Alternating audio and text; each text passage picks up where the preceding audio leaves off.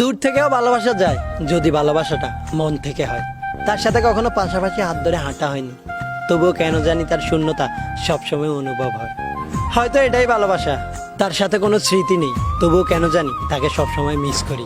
কারণ আমার ভাবনাগুলো শুধুই তাকে ঘিরে, আর ভাবনাগুলো স্মৃতির চাইতে কমও না। তাকে নিয়ে স্বপ্ন দেখতে ভালো লাগে, তাকে নিয়ে কল্পনা রাজ্যে হারিয়ে যাই। সেই রাজ্যে তাকে সর্বোচ্চ আসনে বসাতে চাই, আর তাকে নিজের চাইতেও বেশি ভালোবাসতে চাই। তার কথা ভাবলেই বুকের ভেতর চিনচিন করে ওঠে, তার নাম শুনলেই এক অন্যরকম অনুভূতির সৃষ্টি হয়। কখনো তাকে ছুঁয়ে দেখা হবে না, তবুও কেন জানি তাকে বড্ড বেশি ভালোবাসি। কারণটা নিজেরই অজানা।